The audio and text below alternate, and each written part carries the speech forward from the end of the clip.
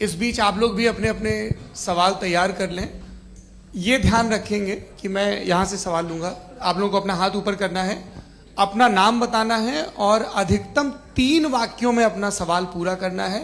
कई लोग सवाल की जगह भाषण देने लगते हैं, उससे आज बचना है। जी मुफ्ती साहब, पहला सवाल आपका, 16 मिनट हैं, हम दोनों लोगों के सवाल लेंगे। जी जी बहुत शुक्रिया। आपकी जो अभी बात हुई बहुत अहम थी, मैं इसको चाहूँगा कि आगे डिस्कस करूँ, लेकिन चूँकि अभी ये वो सेगमेंट है क्रॉस एग्जामिनेशन, तो सबसे पहला सवाल आपसे ये है कि जो मैं इतनी देर से कॉन्टिंजेंसी आर्ग्यूमेंट आपको बता रहा था, ये अकल से ही बता रहा था हजरत, आप ये बताएं कि आप इन्फिनिट रिग्रेस ऑफ कॉजेस को पॉसिबल मानते हैं या नेसेसरी बीइंग के एग्जिस्टेंस को सही समझते हैं, क्योंकि 2 ही ऑप्शन हो सकता है, आप ये बताएं। देखिए, आपको मैं ईमानदारी से बात करूं, एक तो मैं कॉन्टिजेंसी वर्ड ठीक से समझता नहीं, और इस वक्त भी जो आपने अंग्रेजी के अल्फाज इस्तेमाल किए वो ज़रा थोड़े से मुझे डिफ़िकल्ट और कॉम्प्लिकेटेड लगे, तो आप ज़रा सिंपल ज़बान में सवाल कर सकते हैं। बिल्कुल कर सकता हूँ जी। यूनिवर्स की हर चीज कॉन्टिंजेंट होने का मतलब यह है कि वो अपने एग्जिस्टेंस में किसी के ऊपर डिपेंडेंट है। जो भी चीज डिपेंडेंट होगी वो चीज इंडिपेंडेंट नहीं हो सकती, तो उसका कोई ना कोई कॉज होगा।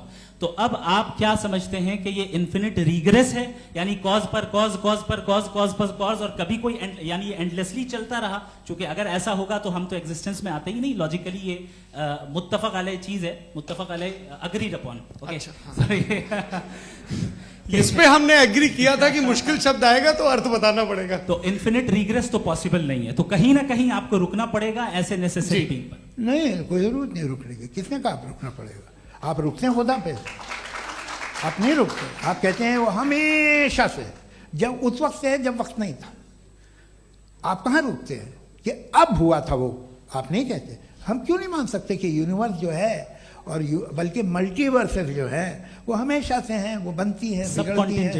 एक हमारे यहाँ एक चीज़ है ब्लैक होल, वो समेट लेता है वापस, फिर ब्लास्ट होता है, फिर फैल जाता है। और इसमें हमारी तो खैर कोई औकात ही नहीं है। इंसान की एक छोटे से जर्रे पे हम 50-60 साल की उम्र रखते हैं, जो करोड़ों अरबों साल की कायनात है उसमें, और पैदा भी नहायत ही बेहुदा वजह से हुए थे। तो इसमें ये सोचना कि इसकी वजूहात और ये क्यों है, ये डिपेंडेंट है, ये हम देख रहे हैं, क्या मालूम। आप सोचिए कि ये जो फैल रही है कायनात, ये कहाँ फैल रही है, ये कहाँ जा रही है, और ये फैल क्यों रही है? अरे बना लीजिए तुमने, रुको भैया, हाँ काफ़ी है।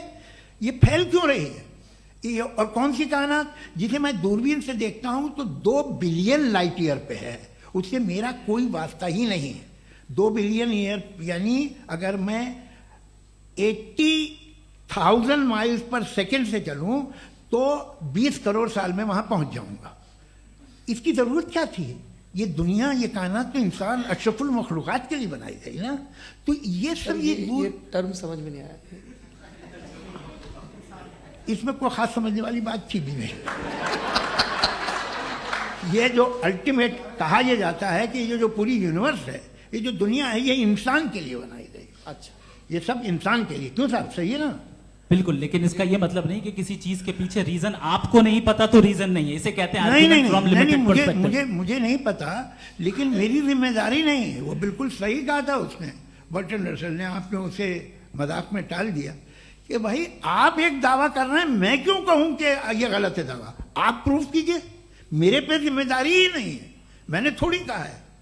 आप प्रूफ कीजिए कि ये सही है। आप आर्ग्यूमेंट ऑफ कॉन्टिंजेंसी का जवाब ही नहीं दे रहे हैं। पूछना चाहेंगे? आप सवाल पूछना चाहेंगे मुफ्ती साहब से? क्योंकि ये क्रॉस एग्जामिनेशन का दौर है। आप जैसे पहले बोल रहे थे फेथ को लेके कुछ, मैं ये पूछना चाहूँगा कि खुदा ने जो भी रेवल्यूशन किए हैं, एक मज़हब के नहीं बहुत से मज़हबों में किए हैं, अलग अलग रेवल्यूशन है।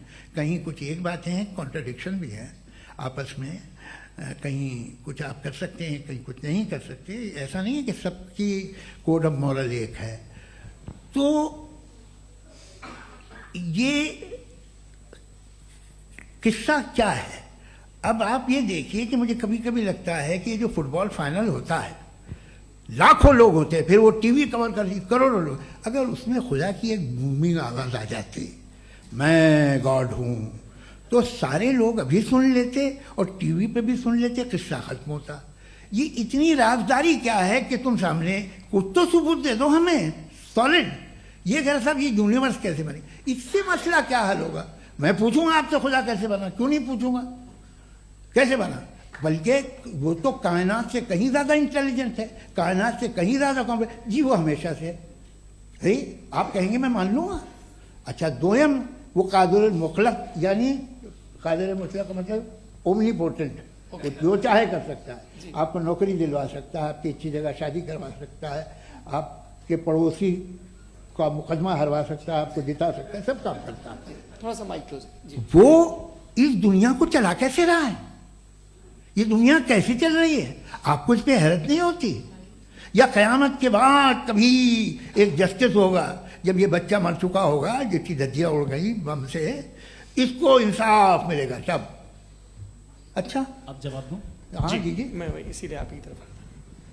सबसे पहले आपने रेवलेशन और स्क्रिप्चर्स की बात की, इस पे मैं बात कर सकता हूं लेकिन आज नहीं करूंगा चूंकि वक्त कम है, कभी और इस पे डिस्कस करेंगे। मैं तैयार हूं उस पे भी बात करने के लिए। ये क्योंकि अभी हमारा से topic- राउंड 2 की भूमिका तय हो रही है।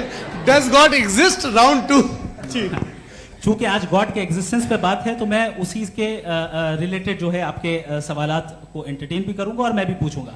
आपने कहा कि आपने साबित ही नहीं किया, जबकि आर्ग्यूमेंट ऑफ कॉन्टिजेंसी बुनियादी आर्ग्यूमेंट है। आप मुझे कॉन्टिजेंसी का मतलब बताइए, आपका मतलब क्या कॉन्टिजेंसी? कॉन्टिजेंसी का मतलब यह हुआ कि हर वो वजूद जो किसी भी चीज का पाबंद है, हर वो वजूद या हर वो चीज जो अपने एग्जिस्टेंस में किसी भी चीज के पाबंद है और उससे बाउंड है, उसको उसकी जरूरत है, उस पर डिपेंड करती है, तो जाहिर सी बात है कि उसका कोई ना कोई कॉज होता है। ये तो अक्ल की बात है, ये आप रीजनिंग की बात करते हैं, मैं वही कर रहा हूं। दूसरी चीज आपने ये बात कही कि इतने बिलियन लाइट ईयर्स दूर है, उसका मेरा क्या लेना देना। फिर मेरे ख्याल से आपको ये नहीं कहना चाहिए I think therefore I am an atheist. आपको सोचना चाहिए, सिर्फ आप एक लिमिटेड दायरे में रहकर नहीं सोचें बल्कि बाहर निकलकर सोचें। आपने तीसरा सवाल किया, आपने 2-3 सवाल एक साथ। ऐसी बातें ना कीजिए, कुछ लोगों को इतराज हो जाएगा आप पे कि आप कुछ भी सोचिए, ये इजाजत आपको है नहीं, मुझे है।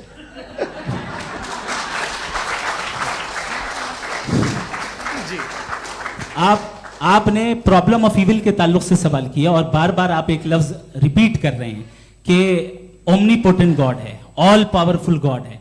यही तो दरअसल समझना है कि गॉड का कॉन्सेप्ट क्या है। प्रॉब्लम ऑफ इविल जो है, प्रॉब्लम ऑफ इविल दर हकीकत 2 असम्पशंस पर कायम है। अगर आप इन 2 असम्पशंस को समझ जाएं तो ये प्रॉब्लम नहीं रहेगी, आर्ग्यूमेंट आपको समझ में आ जाएगी कि ये कोलैप्स कर जाता है। पॉइंट नंबर 1, यानी जो आपका सबसे पहला फॉल्स असम्पशन है कि गॉड मर्सीफुल है, ओमनीपोटेंट है, दुनिया में जुल्म हो रहा है। लेकिन आपको यह समझना चाहिए कि हमारे वर्ल्ड व्यू के मुताबिक गॉड सिर्फ ओमनीपोटेंट और सिर्फ मर्सीफुल नहीं है, बल्कि वो ऑल वाइज भी है और वो ऑल नोइंग भी है। उसके हर काम के पीछे हिकमत और विजडम है। ये कोई जरूरी नहीं है कि वो हिकमत और विजडम आपको समझ में आए या मुझे समझ में आए। अगर आप जो समझ रहे हैं उसके मुताबिक आप फैसला कर रहे हैं, ये लिमिटेड पर्सपेक्टिव से आर्ग्यूमेंट है। और इस चीज को हम अपनी दुनिया में, अपने लाइफ में, डेली लाइफ में इस प्रिंसिपल को एक्सेप्ट करते हैं। हम जब किसी डॉक्टर के पास जाते हैं, डॉक्टर के पास जाकर वो अगर उसने हमें कोई दवाई दी है तो हम ये तो नहीं कहते कि जब तक आपके पास जितना नॉलेज और जितना विजडम नहीं है, आपने क्यों ये दवाई दी है, तब तक हम इस चीज को एक्सेप्ट नहीं करेंगे। नहीं कहते, हम उसकी अथॉरिटी को तस्लीम करते हैं। क्यों? क्योंकि उसकी हम जानते हैं कि वो नॉलेजेबल है, वो विजडम वाला है, हमसे ज्यादा नॉलेज और हमसे ज्यादा विजडम है। बताएं सर। मैंने डॉक्टर में और खुदा में बड़ा डिफरेंस है। डॉक्टर पढ़ा लिखा होता है एक, तो मैं उसकी बात सुनूंगा। दोयम ये नहीं कुछ जवाब तो ये भी नहीं है सर प्लीज, आप अगर सब ऑडियंस से बोलने लगेंगे तो फिर मतलब नहीं सिविलाइज्ड बहस का। मतलब आप ये कहें कि चूंकि आप डॉक्टर पे बिलीव करते हैं इसलिए खुदा पे बिलीव किए, क्या ये मिसाल आपको समझाने के लिए आर्गुमेंट है, इस पे आपको एतराज नहीं है। तो सिंपल बात ये है कि मैं अगर ये यकीन कर लूँ कि एक ओमनीपोटेंट, उसकी मसलहत है, ये जो बच्चे मर रहे हैं ये मसलहत है उसकी, मुझे नहीं चाहिए इसकी मसलहत। उसकी मसलहत नहीं, यही तो समझना है, मतलब एक्सपीरियंस। अच्छा, इस आपने अभी मेरी बात पूरी सुनी नहीं। मैंने कहा आपका पूरा आर्ग्यूमेंट 2 फॉल्स असम्पशंस पर है।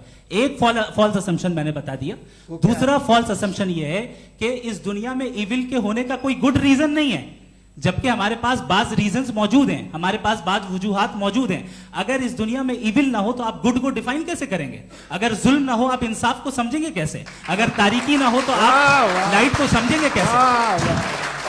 बहुत अच्छे। अभी और सुन लें, अभी और बाकी है। ये तो बात बहुत पसंद आई साहब मुझे, कि जब तक रेप ना हो तब तक औरतों की इज्जत का ख्याल आपने मेरा जवाब पूरा सुना ही नहीं। जब तक के बच्चों का कत्ल ना किया जाए तब तक आपको बच्चों की मासूमियत की इज्जत है। आपने पूरा जवाब सुना ही नहीं। क्या बात है, क्या आपने नुक्ता निकाला? आपने पूरा जवाब सुना ही नहीं। आप सुन लें, मेरी बात सुन लें। ये मैंने आपको एक चीज बताई। दूसरी चीज, इस दुनिया में हम आए हैं टेस्ट के लिए, हमारा टेस्ट हो रहा है और हर इंसान का अलग अलग अंदाज में टेस्ट होता है। और इस दुनिया में अगर इविल मौजूद है तो वो इविल जरिया है हमारे अंदर ह्यूमन नोबल क्वालिटीज को डेवलप करने का और अलग अलग फील्ड में प्रोग्रेस करने का। और अगर हमारे अंदर और इस दुनिया में इविल नहीं होता तो बताइए टेस्ट का मतलब क्या होता? अगर मैं अपने स्टूडेंट को एमसीक्यूज दूं और उसमें सिर्फ राइट आंसर लिख कर दे दूं और कहूं तुम्हारा टेस्ट हो गया, ये मीनिंगलेस है। इस दुनिया में अगर हम टेस्ट के लिए आए हैं तो जाहिर है गुड एंड इविल दोनों मौजूद है। बताइए। तो अगर गुड एंड इविल दोनों मौजूद है तो ये इविल भी खुदा का बनाया हुआ है? जी हाँ, खुदा का बनाया हुआ है। लेकिन अच्छा, चलो अच्छी बात। जी बिल्कुल, तो बिल्कुल खुदा ने बनाया। अभी तो ये है कि जो मेजॉरिटी है दुनिया में वो इविल है, तो ये खुदा एक्चुअली इविल के साइड पे लग रहा है मुझे। बिल्कुल भी नहीं, मैं बताता हूं। मेजॉरिटी में तो वो है। क्या बात कर रहे हैं भाई आप? कोई भी जो मुंसिफ होगा, चाहे आपका अपना घर हो जिसके आप सबसे बड़े हैं, चाहे आपकी ऑर्गेनाइजेशन हो जो आप चलाते हैं, वहां पर आप इविल रखेंगे साबित करने को कि बाकी लोग शरीफ हैं? मेरी बात सुनिए। क्या ये आर्ग्यूमेंट ही गलत है? अगर कि जब तक के कोई इविल नहीं होगा तब तक के शरीफ आदमी शरीफ नहीं लगेगा। अगर एग्जामिनर गलत ऑप्शन दे रहा है तो एग्जामिनर इविल नहीं हो गया। जो गलत ऑप्शन को सेलेक्ट कर रहा है वो फेल होगा।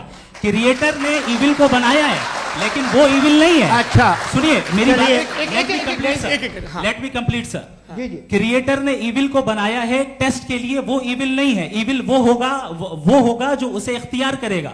छुरी को बनाने वाला गलत नहीं होता है, छुरी का गलत इस्तेमाल करने वाला गलत होता है।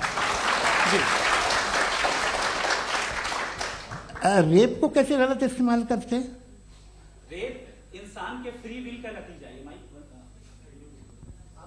ये रेप कैसे गलत इस्तेमाल होता है? ये मुझे अब सुन लें, अब सुन लें। गलत इस्तेमाल होता है। हाँ मैं बता रहा हूँ ना, कैसे गलत मैं बता रहा हूँ कि जो इविल इस दुनिया में मौजूद है उसके कई सारे तरीके हैं। एक तरीका इंसान का अपना फ्री विल है। अब अगर कोई रेपिस्ट रेप कर रहा है तो इसका गॉड का कसूर नहीं है, वो अपने फ्री विल का गलत इस्तेमाल कर रहा है, उसको सजा मिलनी चाहिए। अच्छा। और उसी के लिए जहन्नम बनाई गई है।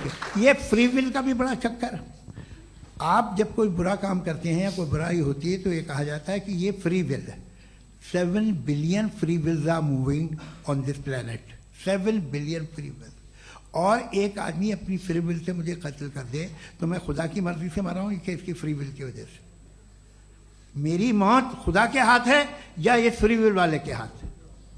खुदा ने फ्री विल का निजाम बनाया है और उस निजाम का गलत इस्तेमाल करके कोई आपको मार रहा है, इस्तेमाल करके मेरा कत्ल कर देता है। अब मेरी मौत का जिम्मेदार कौन है? वो इंसान जिम्मेदार है। वो इंसान जी। तो ये कहना कि और उसको सजा मिलेगी।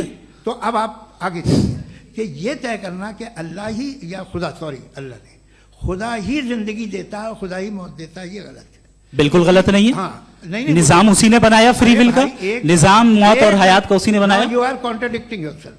अभी आपने कहा कि एक आदमी ने फ्री विल से आपको मार दिया, इसमें उसे फ्री विल दी गई थी, उसने गलत इस्तेमाल किया। 7 billion free wills are moving on this planet और आप चाह रहे हैं कि मैं सिर्फ खुदा का ध्यान करूं। ये 7 बिलियन फ्री विल्स को मुझे लुक आफ्टर करना पड़ेगा कि नहीं? ये तो तबाहियां कर रही हैं और तबाहियां ज्यादा हो रही हैं। बिल्कुल। तो अगर आप बताएं अगर खुदा नहीं है फॉर एग्जाम्पल, हाँ। तो आप इविल को कैसे डिसाइड करेंगे? यानी how can you define evil objectively without God? देखिए दुनिया में 2 तरह के जानवर हैं, एक जो अकेले रहते हैं जंगल में और एक जो ग्रुप्स में रहते हैं। ग्रुप में जो भी रहेगा, चाहे वो आपका फाउंडेशन हो, चाहे कोई क्लब हो, चाहे कोई पॉलिटिकल पार्टी हो, चाहे कोई यूनिट हो, उसमें आपको इंटरैक्ट करने के रूल बनाने पड़ेंगे। यानी लोग तय करेंगे। लोग तय करेंगे। अगर लोगों ने यह तय किया कि किसी का रेप करना सही है, आप जस्टिफाई करेंगे? नहीं, आपका फाउंडेशन तो ये हो गया ना कि लोग ही विल डिसाइड दुनिया करेंगे। में नहीं, अरे दुनिया में ऐसे ग्रुप्स हैं जो रेप को जायज़ मानते हैं सर्टन हालात में।